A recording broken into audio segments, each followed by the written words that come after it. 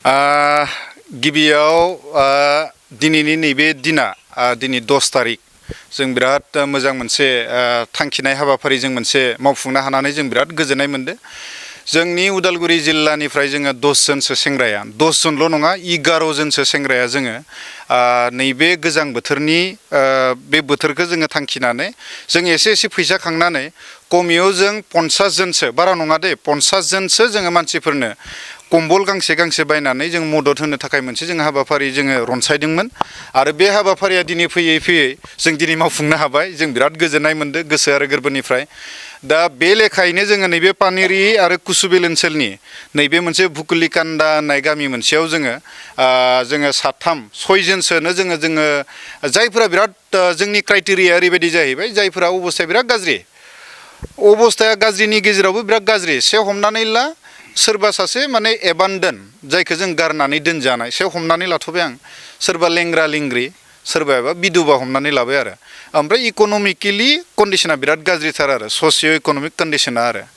दा बे बुस्थुखौ क्राइटेरियाखौ जोङो नायनानै जों सायख'नानै कमियाव 50 जननोल' जों होनो हागोन। दा बेखौ नायोब्लाथ' हमनानै ला मोनसे गामियाव मेरला बेबायदि माने गोरिब गुन्द्रा थायो माने जायफोरा जेनेब्ला गुदुं गांसे गस्ला बायनो हायै कम्बल गांसे बायनो हायै बे मेरला दङ। खिन्थु जोंनि थांखिया आरो बेबो नंजोबालाय जोंथ' बयनोबो होजोबनो हाया। जायफोरा एकदमसे फिसाला फिसाजो दङमोन दा बिसोरो फिसालाफोरदो थाला हमनानै ला बिमाया थाला बा बिफाया थाला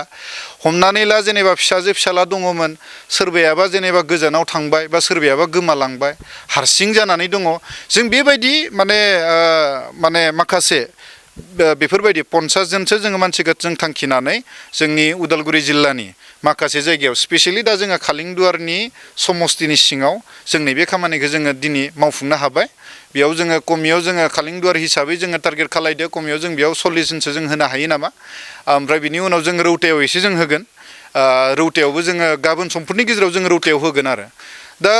जोंनि गुबै थांखिया बेल' जे जोङो जोङो बयबो मानसि माहारि हिसाबै सासे मानसिया गुबुन सासे मानसिखौ नांगौ समाव मदद होलायनायानो गुबै मोनसे आंनि खावलायनाय आरो बेनो जोंनि मोन्थोर।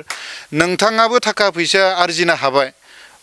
माने इसोरनि अननायाव गोग्गो देहा लाबाय गोग्गो मोनसे नों खामानि मावनो हादो थाखा फैसा नों आरजिदो इसोरनि नामाव माबा मोनसे नों होबाय आरो सोरनोबा सुबुं अनसायनायनि नामाव गरसे गरनै गारबाय। आं बेखौ आं लुबैयो आरो दिनैनि दिनाव जेनेबा ओरैबायदि अबस्था गैथारै मानसि दङ रावबो नायसनथारा आरो बिसोर बियाबो। दा बेखायनो माने दायथ'आ जों गावबा गावनि दायथ' आरो बियो गावबा गाव मोनसे जोङो दायथ' लालायनानै जों जुदि गावनि गामियाव बा गावनि साखाथिनि गामियाव जों जुदि एसे जुदि जोङो मानसिया मानसिजों जों सिबिलायोबा मदद होलायोब्ला आं बिराद मोजां मोनो आरो बेखौनो खालायनांगौ होननानै आङो खावलायहरगोन। आरो स्पेसियेलि माने आं नैबे 10 जन सेंग्राफोरनि दायथ'खौ बा लिडारशिपखौ आं बिथांमोनजों रायज्लायनानै आंनो लानाय जादोंमोन। आं बयखौबो खावलायबाय जे गोजां बोथोर जों बयबो एसे फैसा खांलायनो नामा। जोंथ' बयबो गरसे गरनैखौथ' जों खामायो थ' गरसे गरनैखौनो जोङो जेनेबा जमा खालामनानै मोजां जों कम्बल एकदम दामि होनो हायाब्लाबो एटलिस्ट ओरैबायदि जोमजायैबो नङा जों जायखौ जों होदो आरो मोजां मोनसे कुवालिटिनिनो जों होदो आरो माने दा बेखायनो माने जोङो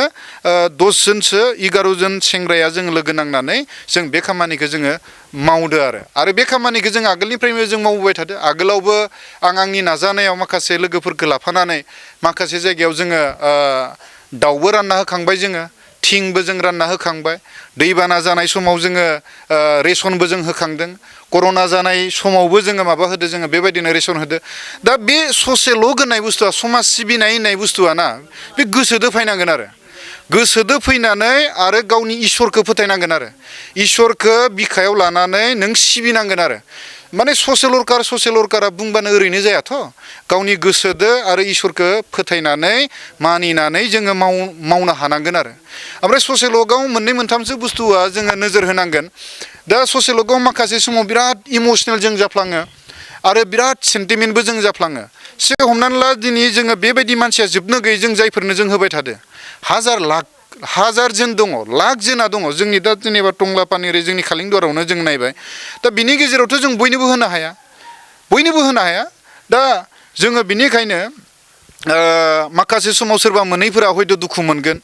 माखासेफोरा जेनेबा मोनजानो लुबैयोमोन खिन्थु जों होनो हाया जोंबो गावनि बाजेटावसो जों थांनो गोनां जायो दा बेखायनो माने ससियेल वर्कआव जोङो इमोसनेल कन्ट्रला बिराद गोनांथार आरो कनफिडेन्सियेलिटि जोङो बिराद लाखिनो गोनां जाहैयो ओमफ्राय जों बारा सेन्टिमेन्टेल जों जायोब्ला ससियेल वर्क जों मावनो हाया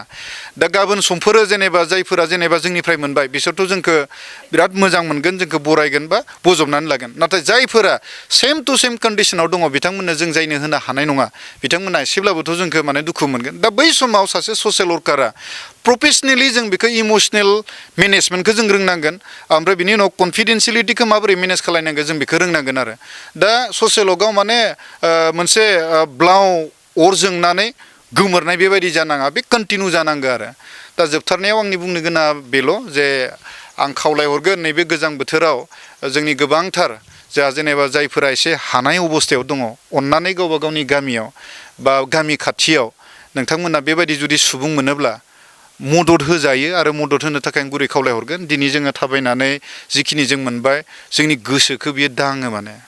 बे माने हार्टखौ टाच खालायो माने जे बिथांमोननो मदद नांगौ आरो बिथांमोननो जों बायदि मानसिया नों बायदि मानसिया जुदि मदद होआब्ला सोरथो आरो मदद होनो बिसोरथ' बिनाबो लाया आंनि मेसेजआ बेल'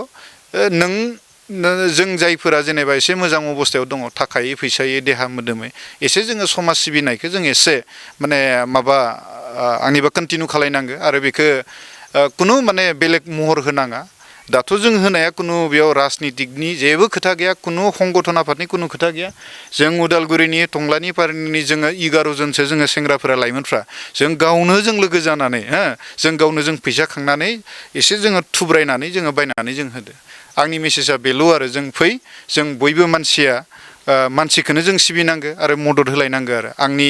खावलायनाया बेनो आरो आंनि प्रेयारा बेनो जे जों मदद होलायनांगौ थेंक इउ सो माच